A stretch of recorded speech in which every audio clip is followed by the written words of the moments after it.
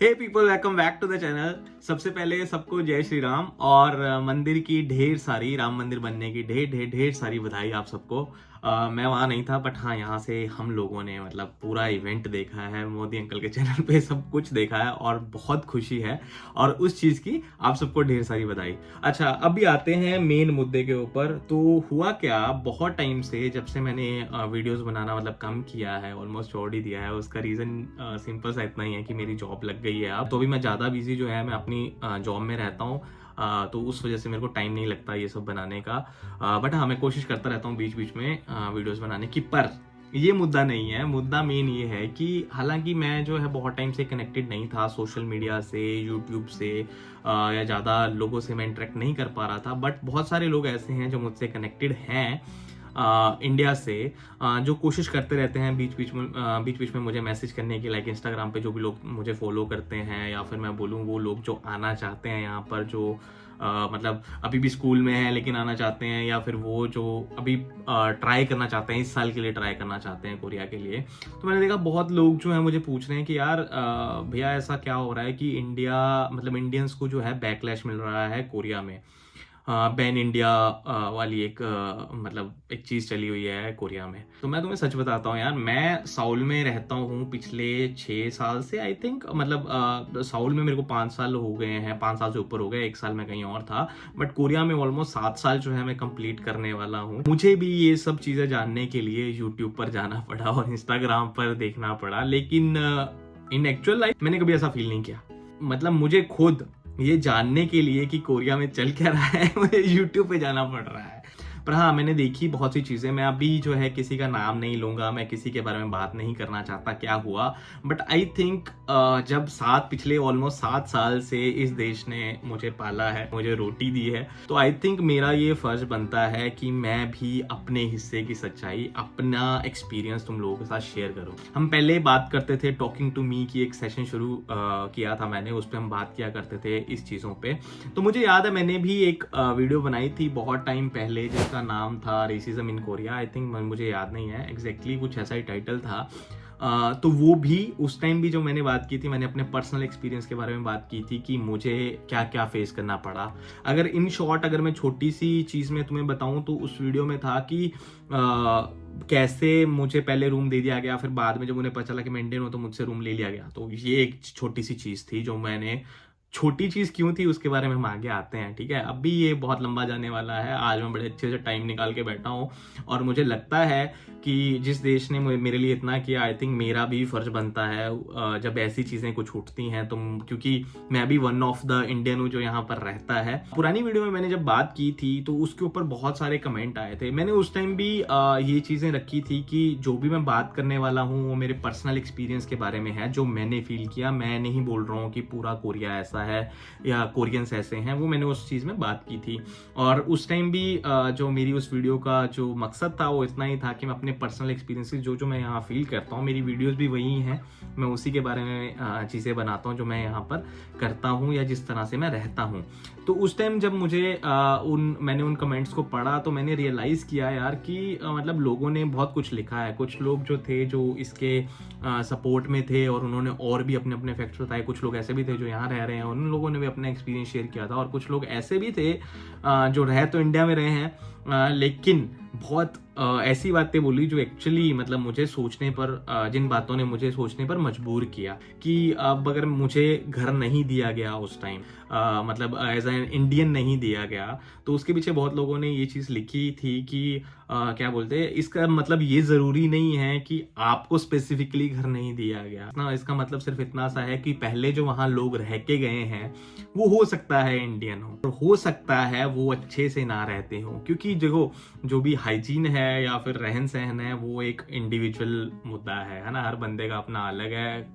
किसी को क्या मतलब एक स्टैंडर्ड है हर बंदे के लिए, है ना, कि ये चीज़ होंगी तो मैं उसको क्लीन मानूंगा और ये चीज़ होंगी तो ये मेरे लिए डर्टी या गंदी चीज़ है, ठीक है। तो वैसे करके मुद्दा है। तो हो सकता है कुछ लोग जो उससे पहले उन कमरों में रहते हों वो वैसे हों, और उसकी वजह से जो है एक माइंडसेट सेट हो जाता है कि अच्छा यार ये बंदा मतलब ये वाले लोग इस तरह के ही होते हैं, है ना। तो वो बड़ा स्वाभाविक है, उसमें हम कुछ नहीं कर सकते, है ना। तो इस चीज़ों को मैंने समझा। तो उसके बाद मैंने कभी उन मुद्दों पर दोबारा चर्चा नहीं की। बट अभी जब मैं इंस्टाग्राम पर भी देख रहा हूँ लोगों को, लोग मुझसे पूछ रहे हैं कि यार मैं कोरिया आना चाहती थी, बट जो है आजकल मैं देख रही हूँ कि यार इंडिया को हेट मिल रहा है, तो मैं अभी रिकंसिडर कर रही हूँ ये चीज़ को। और वही चीज़ कि मुझे ये पसंद है, बट जो मुझे दिख रहा है उसके हिसाब से मुझे थोड़ा गंदा फील हो रहा है, क्योंकि मुझे कोरिया से बहुत प्यार है और ये सब देख के जो है मुझे अच्छा नहीं लग रहा है। तो मुद्दा इतना है कि इन सारी चीज़ों को सुनने के बाद मैं इस कंक्लूजन पे पहुंचा हूँ कि मुझे अपना 7 साल का एक्सपीरियंस तुम लोगों के साथ शेयर करना चाहिए, और ये चीज़ तुम लोगों पर छोड़ देनी चाहिए कि तुम लोग इस देश के बारे में क्या सोचते हो। तो सबसे पहले अगर मैं बात करूं, मैं आया था 2017 में इस कंट्री में, जब मुझे कोरियन गवर्नमेंट स्कॉलरशिप मिली थी, जो आजकल ग्लोबल कोरियन स्कॉलरशिप है, GKS है। उस टाइम यहाँ पर जो लोग आते थे मतलब GKS में उनका नंबर, जब मेरे टाइम पे स्पेसिफिकली मैं बताना चाहूँगा, मेरे हिसाब से मुझे एक्जैक्टली तो याद नहीं है, पर मेरे हिसाब से 8 जो है एम्बेसी ट्रैक से होते थे और 4 या 5 जो है हमारे यूनिवर्सिटी ट्रैक से, टोटल 12 या 13 का नंबर था उस टाइम पर 2017 में। तो जैसे जैसे साल बढ़ते रहे, क्योंकि मैंने उसके बाद जो है कोरियन स्कॉलरशिप की मैंने बहुत बातें की हैं कि और लोगों को गाइड भी किया है, बहुत सारे लोग ऑलरेडी यहाँ पर हैं भी, तो उसके साथ साथ जो नंबर है वो बढ़ता रहा इंडिया के लिए स्पेसिफिकली। बाकी देशों के लिए भी बढ़ा होगा, मुझे नहीं पता, मैं ना ही वो चीज़ें चेक करता हूँ, बट हाँ इंडिया के लिए नंबर जो है वो काफ़ी बढ़ता रहा। पहले 8 था, 12 था, वो धीरे धीरे जाता है, अभी ऑलमोस्ट नियर बाय 50 था आई थिंक लास्ट ईयर, मतलब 47-49 के आसपास था। जिन लोगों ने अप्लाई किया उन लोगों को पता होगा, और अगर किसी को पता है तो कमेंट सेक्शन में कमेंट करके जरूर बताएं। तो पहली चीज़ तो मैं इसी पे बात करना चाहता हूँ कि इंडिया और कोरिया के जो रिलेशन हैं धीरे धीरे वो अच्छे ही हो रहे हैं। जब मैं इंडिया से चला था ना यार, उस टाइम 2017 की बात है, मैं बहुत ही नाइव था, मैं कभी कहीं किसी कंट्री में ट्रैवल नहीं किया था, बहुत सारे क्वेश्चन थे, बहुत सारा डर था और समझ नहीं आ रहा था कि ये देश कैसा है। मैंने ना तो इस देश के लिए अप्लाई कुछ ऐसा सोच के किया था कि अच्छा कोरिया है, मुझे कोरिया जाना है। जैसे आजकल के जो भी लोग मुझे मिलते हैं, बच्चे मिलते हैं, स्कूल में है यार, वो उनको पता है कि उन्होंने जाना कहाँ है, बट मुझे ऐसा कोई आइडिया नहीं था। मुझे सिर्फ इतना था कि यार मेरे पास कोई है नहीं मेरी स्टडीज को सपोर्ट करने के लिए, तो क्यों ना कुछ स्कॉलरशिप को अप्लाई किया जाए। उस टाइम ये जो थी एक हॉट स्कॉलरशिप थी, तो मैंने उसके लिए अप्लाई किया और मुझे लकीली मिल गई। तो मैं उसके बाद की कहानी तुम लोगों से शेयर करना चाहता हूँ। मैं यहाँ पर आया, मैं ऑलमोस्ट 60 से 70 लोगों के बीच में रहता था। 60 से 70 वो लोग जो सेम स्कॉलरशिप पे आए थे उस पर्टिकुलर यूनिवर्सिटी में। टोटल 700 के आसपास लोग आते हैं, जो लोग अप्लाई करते हैं उनको पता होगा, बट जिनको नहीं पता मैं इस वीडियो के माध्यम से बताना चाहता हूँ कि ओवरऑल वर्ल्ड से 700 के आसपास लोग उस टाइम आते थे। अभी मुझे टोटल का नंबर का आइडिया नहीं है, मतलब इसके अराउंड ही होगा आई थिंक, ज़्यादा नहीं बड़ा होगा, बट हाँ इतने लोग आया करते थे उस टाइम और मैं उनमें से एक था। तो मेरे पास सारे के सारे फॉरेनर थे वहाँ पर। बट स्टार्टिंग अब मैं यहाँ से करना चाहूँगा कि कैसे मैं अलग अलग लोगों से मिला कोरियन से और मुझे क्या क्या सीखने को मिला। तो जब मैं कोरिया में लैंड हुआ था तब मुझे बहुत ज़्यादा डर था कि यार इस देश में मैं कैसे मतलब रहूँगा या कैसे होगा सब कुछ।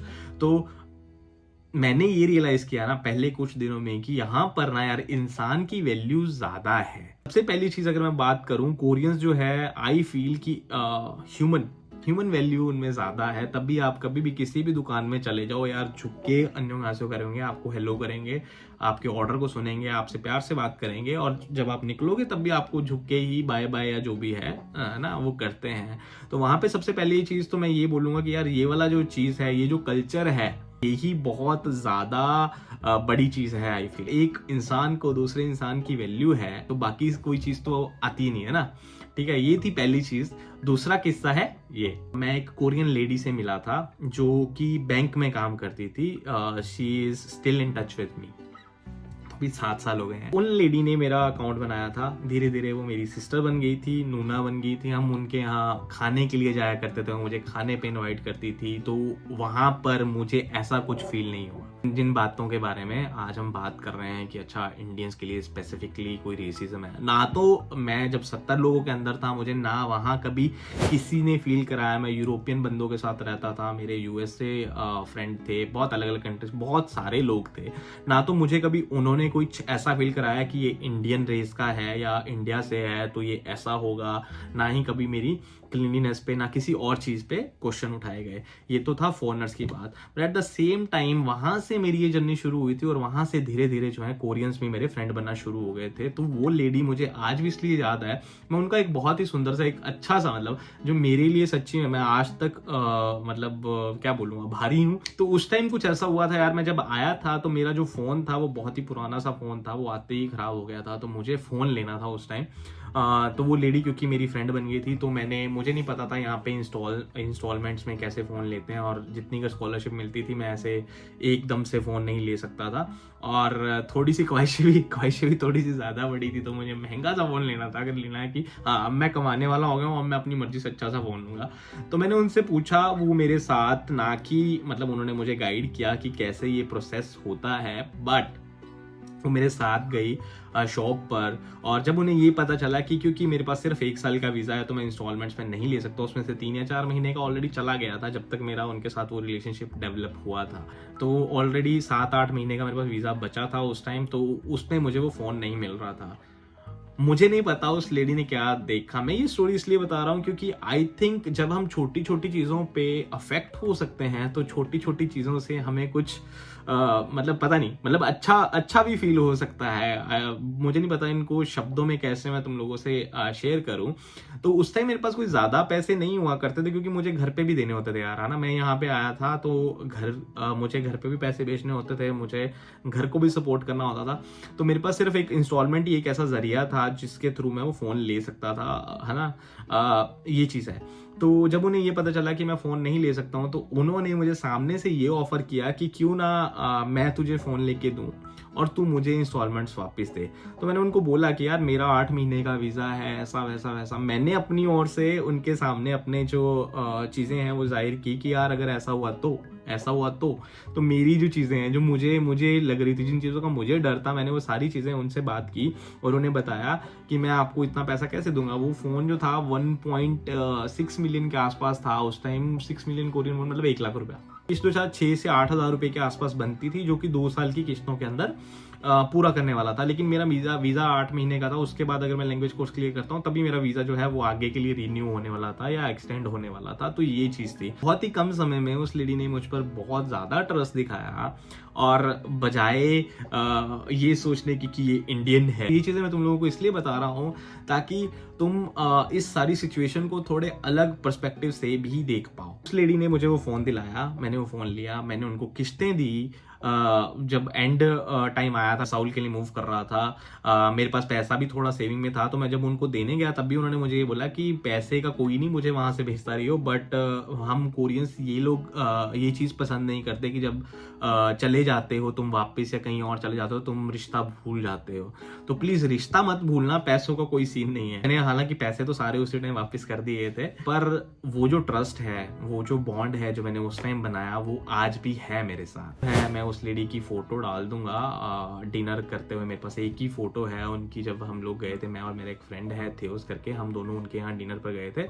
तो ये था पहला किस्सा। मैंने आज जो है कुछ एक किस्सों की लिस्ट बनाई है जो कि मैंने यहाँ लैपटॉप रखा है। मैंने उसमें लिखे हुए हैं तुम लोगों के लिए कि मैंने इस पे ऑलमोस्ट जो है 1-1.5 हफ्ते से सोचा था बात करने के लिए। तो इसलिए मैंने जो मेरे साथ हुआ है, जो कोरियन से रिलेटेड है और एक जो कोरियन इंडियन बॉन्ड को अफेक्ट करता है, उन सारी चीज़ों के बारे में मैंने एक लिस्ट बना के बात करने की कोशिश की है तुमसे इस वीडियो में। तो ये वीडियो थोड़ी लंबी ज़रूर हो सकती है, बोरिंग भी हो सकती है कुछ लोगों के लिए, बट जो लोग एक्चुअल में इंटरेस्टेड हैं कोरिया के अंदर आने में या कोरियंस के बारे में जानने में या फिर सुनने में कि एक्चुअल में इंडियन, एक एज एन इंडियन मैंने यहाँ पर क्या फील किया है, उनके लिए आई थिंक ये वीडियो जो है ज़्यादा बोरिंग नहीं होगी। दूसरी, जब मैंने यूट्यूब शुरू में शुरू किया था यहाँ पर साउल के अंदर, जब मैं आया था तब मैंने व्लॉगिंग शुरू की थी। ऑलमोस्ट 2019-20 के आसपास आई थिंक मैंने व्लॉगिंग शुरू की थी, और उससे ये पता चलता है कि टाइम बहुत हो गया, सब्सक्राइबर बहुत कम है, और तुम लोग जो है ना वीडियो देखते तो हो पर सब्सक्राइब नहीं करते यार। जो भी चैनल पर नए हैं प्लीज़ यार सब्सक्राइब कर दो चैनल को।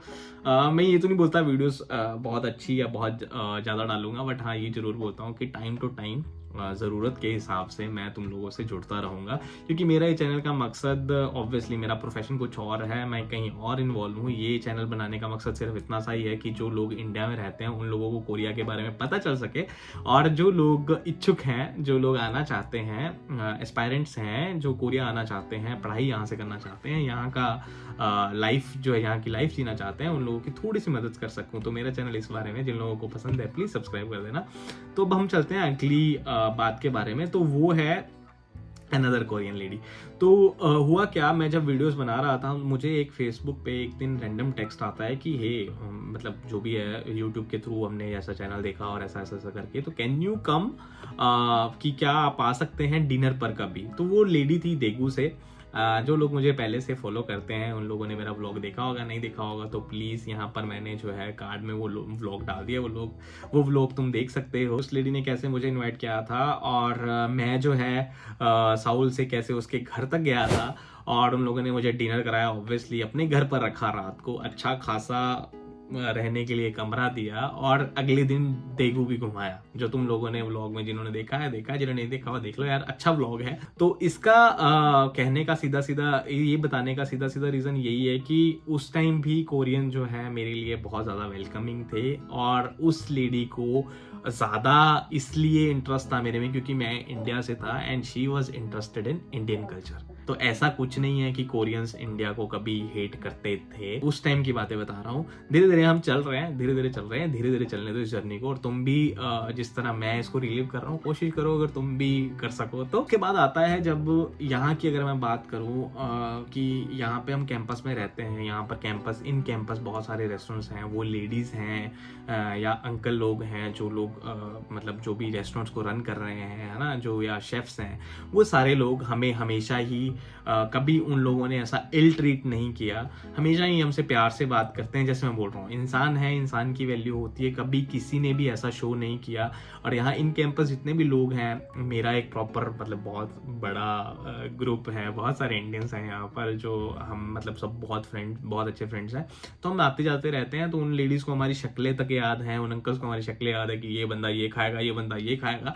तो हर एक बंदा जो है हमारे लिए बहुत वो है, किसी का कोई कभी मुझे ऐसा कभी फील नहीं हुआ कि यार अच्छा ये हमसे ऐसा कर रहे हैं क्योंकि हम इंडियंस हैं। उसके बाद अगर मैं बात करना चाहूँ तो तुम यार एक सिंपल सा एग्जांपल यहाँ से भी देख सकते हो कि अगर कोरियन सच्ची में इंडियंस को पसंद नहीं करते तो कोरियन कल्चर जो है क्यों इंडियन कल्चर की तरफ जा रहा है, कोरियन यूट्यूबर्स क्यों इंडिया की तरफ जा रहे हैं। मेरी बहुत अच्छी फ्रेंड है, तुम लोग सब जानते होंगे उसको यार, कोरियन जीवन, है ना, बहुत अच्छी फ्रेंड है, उसने हिंदी सीखी, बहुत सारे इवन मैं पहले जेजू गया था एक बंदे के साथ जिसका नाम कोरिया के लाला करके चैनल है, मुझे उसका नाम आई थिंक जुनहक नाम है उसका, कोरियन। तो मैं उसके साथ जेजू घूमने गया था, तुमने उस बंदे को भी देखा होगा, उसका भी चैनल तुम फॉलो करते होगे यार, वो भी कोरिया इंडिया को बहुत ज़्यादा पसंद करता है। और बहुत सारी चीज़ें ऐसी हैं जो उस बंदे को पता थी पर मुझे नहीं पता थी इंडिया के बारे में, क्योंकि यार मैं इंडिया में एक स्पेसिफिक जगह पर रहता हूँ और मुझे उस स्पेसिफिक चीज़ों के बारे में ही पता है जो मेरी सराउंडिंग में है, लेकिन उस बंदे को पूरे इंडिया के बारे में पता था क्योंकि वो बाहर से इंडिया को देख रहा था और मैं अंदर रह के देखता था। वो हो गया, और भी बहुत सारे लोग, मैं अभी नाम स्पेसिफाई नहीं करूँगा, मैं सिर्फ उन लोगों के नाम ले रहा हूँ जिन लोगों के साथ मैंने काम किया है और पहले भी हमारे चैनल पर वो लोग आते रहे हैं। बहुत सारे लोग ऐसे हैं जो यहाँ पर रह कर हिंदी में वीडियोस बनाते हैं, हिंदी में गाने गाते हैं। मैं समझता हूँ अगर कुछ लोग इस मुद्दे पे इस तरह भी बात कर सकते हैं कि यार वो सारी चीजें जो है ना वो व्यूज के लिए हैं, ठीक है, ऐसा भी हो सकता है, ठीक है। तो मैं तुम्हें ये बता दूं कि बहुत सारी ऐसी वीडियोस भी बनती हैं जो व्यूज के लिए होती हैं, नो डाउट। तो जो रेसिज्म वाली वीडियोस बनती हैं वो भी तो होती है ना व्यूज के लिए। ऐसा तो है नहीं हर एक बंदा हर एक चीज हर एक जगह सेम चीज फील कर रहा है ना, ऐसा तो है नहीं। तो दोनों तरीके से इस मुद्दे को देखा जा सकता है। कुछ लोगों ने ऑब्वियसली व्यूज के लिए वीडियोस बनाई है रेसिज्म के ऊपर कि हाँ रेसिज्म ऐसा है, हाँ यहाँ पे हमने ये फील किया होगा, पर्सनल एक्सपीरियंस होगा, नो डाउट। बट इतना नहीं होगा जितना ये तोड़ मरोड़ के, या मैं बोलूँ जितना ये दिखाया जाता है इन चीज़ों के बारे में। मैं उस चीज़ की बात कर रहा हूँ कि अगर तुम कोरियंस को इस उसमें देखते हो कि अच्छा नहीं ये इसने इसलिए किया होगा कि इसको इंडियंस, क्योंकि इंडिया की पॉपुलेशन ज़्यादा है तो इंडियन मार्केट इजीली अचीव कर सकते हैं ना इंडियन गाने गा के या वो करके, वो भी एक सच है, उसमें कुछ गलत नहीं है। हम भी देखते हैं कि हम जब वीडियो बनाते हैं हमारी वीडियोस पे व्यूज़ नहीं आते बट कोरियंस के आते हैं क्योंकि इंडिया भी तो उन्हीं के प्रति अट्रैक्टेड है ना यार। सिंपल सी बात है ना।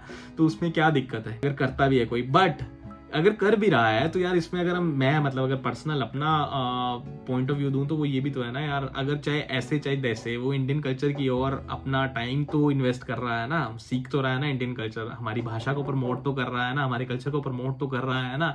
ऐसा तो नहीं है कि उसके पास सारे के सारे इंडियन सब्सक्राइबर होंगे, कोरियंस भी तो होंगे और कंट्रीज के भी तो होंगे, तो वो भी तो दिखा रहा है ना कि अपना प्यार इंडिया के प्रति जैसे हम इंडियंस कोरिया को प्यार करते हैं। तो ये वाली चीज़ एक समझने वाली चीज़ है जो मुझे लगती है। तो मैं वही बोलना चाह रहा था कि बहुत सारे ऐसे यूट्यूबर्स हैं जो इंडियन कल्चर को प्रमोट करते हैं, इंडिया इवन जीवन की मैं बात कर रहा था तो वो इंडिया में ही जॉब कर रही है। ऐसा नहीं है कि उसको जो है उसकी सैलरी जो है मतलब कंपैरेटिवली, मुझे आइडिया नहीं है उसकी सैलरी का, फिर भी एक जनरल वो रख रहा हूँ कि ऑब्वियसली कोरिया में रह के वो ज़्यादा अर्न कर सकती थी, मुझे ऐसा लगता है। बट अगर वो इंडिया में रह रही है, ठीक है, तो इसका मतलब ये है ना उसके मन में इंडिया के लिए प्यार है। तुम देख लो यार वीडियोस देखो उसकी, जो भी देखो, मुझे तो बहुत जेन्युइन लेडी लगती है, मुझे तो बहुत जेन्युइन लगती है हर चीज़ के लिए, इंडियन कल्चर के लिए, ठीक, तभी मैं उसके साथ वीडियोस बनाता था। उसके बाद अगर मैं बात करूँ, बहुत सारी यूनिवर्सिटीज़ ऐसी हैं यहाँ पर कोरिया में जो हम देखे हिंदी पढ़ाती हैं वो, ठीक है, हिंदी सब्जेक्ट है उनके पास, मेजर है उनके पास हिंदी। मुझे याद है जुनाक की यूनिवर्सिटी, मुझे एग्जैक्टली याद नहीं, आई थिंक होंगी की यूनिवर्सिटी से था जुनाक, जहाँ तक मुझे याद है, वो भी हिंदी में मतलब आई थिंक हिंदी में मेजर था उसका भी, हिंदी लिटरेचर और समथिंग। ये वाली चीज़ भी देखने वाली है। ऐसा कुछ नहीं है कि कोरियन जो है कोरिया में ऐसा चल रहा है कि यार हाँ इंडियंस बैन कर दिया जाए या हिंदी नहीं आनी चाहिए, ऐसा कुछ जितना वो सॉलिड दिख रहा होगा वहाँ से, ऐसा कुछ नहीं है। मैं सिर्फ इतना बोलना चाहता हूँ इन सारे मुद्दों के बेस पे। अगर मैं अब इसके बाद आता हूँ मैं अपने यूनिवर्सिटी के बारे में, अपनी लैब के बारे में, जहाँ पर मैं पिछले मतलब पहले मैं 2 साल अलग लैब में था, फिर मैं पिछले 4 साल से अलग लैब में, उससे पहले मैं कोरियन लैंग्वेज, तो टोटल 7 साल का एक्सपीरियंस है। तो 4 साल से अब मैं जिस लैब में हूँ उसमें सारे कोरियंस हैं यार। हम टोटल ओवरऑल अगर देखा जाए तो 36 से 38 लोग हैं, जिसमें से 4 या 5 इंडियंस हैं, बाकी सारे के सारे कोरियन हैं। तो मैंने वहाँ पे भी ऐसा कुछ स्पेसिफिकली रेसिज्म वाला कुछ नहीं देखा। देखो ऐसा नहीं है वहाँ पे कोई लड़ाइयाँ नहीं होती या हमारी आपस में कोई बहस नहीं होती। ऑब्वियसली वो इंडियन कोरियन बहस नहीं है, वो बहस कॉम्पिटिटिव एक एनवायरनमेंट है, एक कॉम्पिटिटिव लैब है हमारी, जो ऑब्वियसली मैं चाहता हूँ ज़्यादा अच्छा करूँ, वो चाहता है ज़्यादा अच्छा करे, तो उस वजह से बहुत से कॉन्फ्लिक्ट होते हैं। बट ऐसे स्पेसिफिकली टारगेट नहीं किया जाता कि ये इंडियन है इसको टारगेट करो, ऐसा कुछ नहीं चल रहा। हमारा मतलब मेरी लैब में तो इतना ज़्यादा नहीं है ये बाहर खाने वाला, लैब वालों के साथ कोई कल्चर नहीं है कि हाँ जो है हेशिक बोलते हैं कि बाहर जो हमारे लैब के प्रोफेसर्स हैं वो बाहर लेके जाते हैं खिलाने के लिए ऑलमोस्ट एवरी वीक। बाकी लैब्स में ऐसा होता है, हमारे यहाँ कभी कभी होता है। बट मैं ये मुद्दा इसलिए बता रहा हूँ कि यार जब वो होता भी है ना तो स्पेसिफिकली हमसे बात की जाती है कि तुम क्या खा सकते हो, तुम किस चीज में कंफर्टेबल हो, हम वहीं चलेंगे सारे के सारे। और पीछे तो कुछ बार ऐसा भी हुआ है कि अच्छा तुम ये नहीं खा सकते तो ऐसा करते हैं, कोरियंस लोग जाते हैं बट तुम लोगों को अलग से लेके चलेंगे, तो फिर वो उसके बाद हमें अलग से इंडियन रेस्टोरेंट में लेके गए। ऐसा भी है, हर चीज को आई थिंक कंसीडर किया जाता है मेरे हिसाब से यहाँ पर। और कोरियंस ने हमेशा प्रॉपर इज्जत और रिस्पेक्ट से ही पेश आए हैं। अगर मैं एक और मुद्दा बात करूं, अगर तुम मेरी कोई और पुरानी वीडियो उठा के देखोगे तो तुम्हें देखने को मिलेगा कि मैंने अपना बैग खो दिया था। उस टाइम अगर मैं बात करूं, मुझे वहाँ भी कोई ऐसा अलग से एज अ फॉरनर ट्रीट नहीं किया। पुलिस को जब मैं लेके गया था मुद्दा में, अगले 6 घंटे के अंदर अंदर मेरा बैग जो है मेरे पास था, मैं किसी टैक्सी में भूल गया था। वो वीडियो भी तुम देख सकते हो, अच्छा खासा एक्सपीरियंस मैंने उसमें अपना शेयर किया है। चीज़ और है, हमारे डिपार्टमेंट में एक सेंट्रल मेस है जहाँ पे जो है असिस्टेंट प्रोफेसर के लिए खाना जो है वो फ्री है, डिनर का पे जाके खा सकते हैं। वो जो कोरियन है इंडियन है। इसका मेन जो चीज़ है बताने का वो ये है कि हमारे कुछ एक प्रोफेसर्स हैं जिनको मैं जानता हूँ, हमारी लैब में हैं 2 प्रोफेसर, इंडियन प्रोफेसर हैं, बोथ आर वेजिटेरियंस। तो वहाँ पे खाना नॉन वेज बनता है, बट वो वहाँ पे ऑलमोस्ट मतलब मैं बताऊँ मतलब 150 के आसपास लोग, आई थिंक 150 नहीं तो 100 लोग तो आराम 100 से 150 लोग खाना खाते हैं वहाँ पर यार। 100-150 लोगों के लिए नॉन वेज खाना बनता है। But that lady in that restaurant, in that mess, she knows कि 2 इंडियन आने वाले हैं, उनके लिए वो कुछ ना कुछ कोशिश करते हैं कि वेजिटेरियन प्रोवाइड कर सकें, स्पेसिफिकली 2 लोगों के लिए। ऐसा कुछ यूनिवर्सिटी ने कोई बंदिश नहीं लगाई हुई कि यार इनको देना ही देना है, ठीक है ना, इंडियंस आ रहे हैं तो इनके लिए अलग, ऐसा कुछ नहीं है। बट स्टिल शी ट्राइज कि जितना उनसे हो सके वो करे, क्योंकि हर एक बंदा इक्वल चीज़ डिजर्व करता है, इक्वलिटी डिजर्व करता है। हम भी जाते हैं घूमने, हाँ मैं क्लब वाला बंदा तो नहीं हूँ कि मैं बता सकूँ कि वहाँ पे क्या चल रहा है, बट मैं इस बात की एश्योरिटी ज़रूर ले सकता हूँ हूँ कि यार अगर किसी के मन में ये चीज़ आई है कि अच्छा ये कंट्री के स्पेसिफिक लोग हैं, तो वो मतलब ये गलत है, ऑब्वियसली गलत है। किसी को जनरलाइज करना किसी बेस पे ऑब्वियसली गलत है। तो यही चीज़ हम लोगों को आई थिंक यहाँ से लेनी चाहिए कि अगर किसी को जनरलाइज करना ये देख के कि अच्छा एक इंडियन ने या एक पाकिस्तानी ने कुछ ऐसा किया होगा, इंडियन एंड पाकिस्तानी की बात थी जहाँ तक मुझे याद है उस वीडियो की जो बात है, ये दो कंट्रीज के लोग जो हैं अलाउड नहीं है किसी क्लब में, जहाँ तक मुझे याद है कुछ ऐसी एक वीडियो उड़ी है। और उस वीडियो के ऊपर जो है बहुत लोगों ने अपने तर्क वितर्क दिए हैं और बहुत लोगों ने अपने पर्सनल एक्सपीरियंस शेयर किए हैं, किसी ने अच्छे किए किसी ने बुरे किए। मैंने सारे तो नहीं देखे बट मैंने कुछ एक चीज़ें देखी और मुझे ऐसा लगा कि this is the right time कि आई शुड ऑल्सो स्पीक। मुझे भी बात करनी चाहिए क्योंकि मैं भी 7 साल से यहाँ रह रहा हूँ और 7 साल से मुझे इस देश ने पाला है, तो मेरा भी फर्ज बनता है। हाँ, तो मैं ये बोलना चाहता हूँ ऑब्वियसली किसी को जनरलाइज करना गलत है एक स्पेसिफिक चीज़ के लिए, कि अगर किसी एक इंडियन ने किसी एक पाकिस्तानी ने कुछ हरकत कर दी है किसी चीज़ को लेकर, जैसे मैं अपना रूम वाला इंसिडेंस लूँ, ऑब्वियसली वो गलत है यार। जनरलाइज नहीं करना चाहिए, इंडिविजुअल बेस पे देखना चाहिए। हर इंसान अलग होता है, हर इंसान को प्रॉपर अपना मौका मिलना चाहिए अपने आप को रिप्रेजेंट करने का। बट ये भी जनरलाइज करना गलत है कि अगर किसी एक बंदे को किसी एक चीज़ का एक्सपीरियंस हुआ है कोरिया में किसी कुछ कोरियन के द्वारा या एक कोरियन के द्वारा, तो हमें भी पूरे के पूरे कोरिया को जो है जनरलाइज नहीं करना चाहिए कि सारा कोरिया ऐसा है, हर जगह यही हो रहा है। ऐसा कुछ नहीं है। बहुत टाइम से रह रहे हैं, बहुत सारे लोग हैं, तुम बोलोगे तो यहाँ 15 खड़े कर दूंगा मैं इस टाइम। हम भी रह रहे हैं, ठीक है, हमें ऐसा कुछ फील नहीं होता, ठीक है ना, वो एक अलग चीज़ है। हुआ होगा बट वही चीज़ है। तो रादर देन ब्लेमिंग कि ऐसा हो रहा है, I think we should take the responsibility. मुझे ऐसा लगता है कि जब हम लोग बाहर आते हैं, ये बात सच है, ये बात चाहे यहाँ से कोई बंदा इंडिया जाए, जैसे जीवन गई हुई है, तो ऑब्वियसली उसकी भी जो सराउंडिंग में लोग रहते होंगे वो उसी तरह उसको देखेंगे, अच्छा कोरियन इस तरह रहते हैं, ठीक है ना।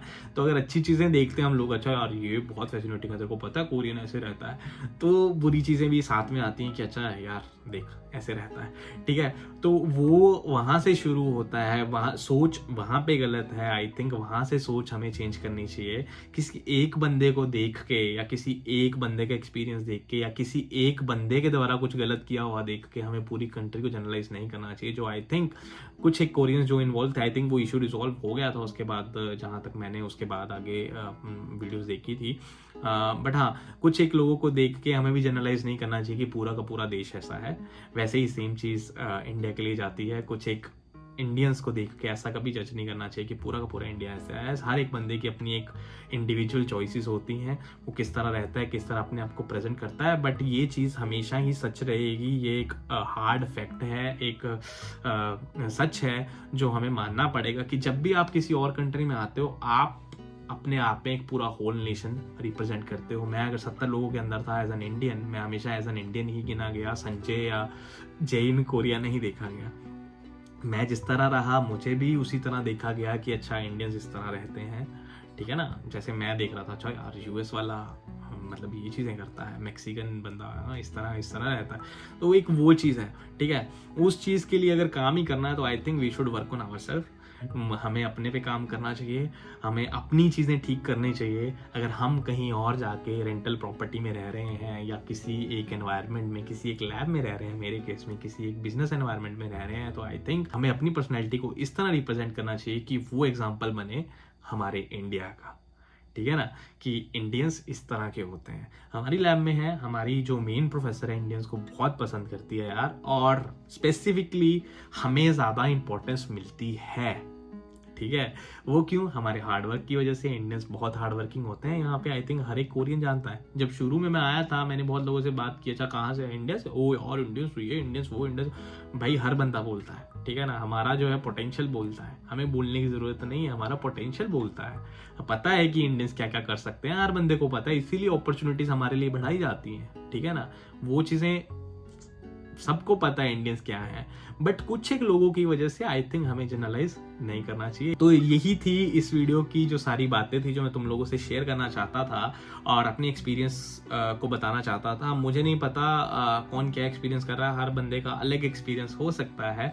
मैंने पिछले 7 साल में जो फेस किया, जो मैंने देखा, मेरे अगर तुम पुराने व्लॉग्स देखोगे, मेरे बहुत सारे कोरियन फ्रेंड्स हैं जो वीडियोस में आते हैं, मेरा बर्थडे मनाया लैब वालों ने, बहुत सारी चीज़ें हैं। मैं नहीं बोलूँगा, तुम जाके मेरे चैनल पे पे देख सकते हो, कुछ तो छोड़ूंगा ना तुम्हारे लिए भी देखने के लिए, जाके सर्च करने के लिए। तो तुम मेरे चैनल पे देख सकते हो मैं किस तरह कोरिया में जी रहा हूँ, और मुझे अभी तक कोई ऐसा बहुत तगड़ा कुछ फील ऐसा नहीं हुआ कि अच्छा यार मुझे टेंशन लेनी पड़े इस चीज़ की कि चलो इंडिया चलते हैं, नहीं नहीं यहाँ पे अच्छा नहीं है, या फिर मुझे कोई मुद्दा उठाना पड़े। मैंने पुरानी वीडियो में बात ज़रूर की थी रेसिज्म की, बट उसके साथ साथ मैंने, अगर तुम लोगों ने वीडियो ढंग से देखी हो, मैंने ये भी बताया था कि 2 कोरियन अंकल आंटी थे जो बुतुंगसान मतलब जो डीलर होते हैं, उन लोगों ने मेरी बहुत हेल्प की थी एक और कमरा लेने में, चीपर रूम लेने में। तो ये वाली चीज़ मैंने वहाँ भी डिस्कस की थी। तो हर तरह के लोग हर जगह होते हैं, और ये हम पे डिपेंड करता है कि हम किस तरह सामने वाले से बिहेव करके अपने प्रति किस तरह की रिस्पेक्ट जो है वो गेन कर सकते हैं। आई नो वीडियो जो है बहुत लंबी हो गई है, बट मैं बोलना चाहूँगा कि जब कुछ ऐसी बात होती है, आई थिंक चीज़ें जो है बहुत सारी कंसिडर करनी चाहिए। और जो लोग आना चाहते हैं प्लीज़ आइए, देश ने मुझे बहुत प्यार से रखा है, कोरिया ने बहुत प्यार से रखा है। जितना प्यार मुझे इंडिया में मिलता था उतना यहाँ भी लोगों से मिलता है, ऐसा कुछ नहीं। हाँ, अपनी फैमिलीज को हर बंदा मिस करता है, उनकी जगह कोई नहीं ले सकता, ये बात सच है। तो जो भी लोग आना चाहते हैं प्लीज़ अप्लाई करें, आए, और ये मत सोचे कि हर जगह ऐसा चल रहा है, ऐसा कुछ भी नहीं है। और ये जो लोग मुझे मैसेज कर रहे हैं, प्लीज़ अब मैसेज करना बंद कर दो, ये वीडियो थी, ये तुम्हारे लिए स्पेसिफिकली मैंने बनाई है। Thank you so much for watching.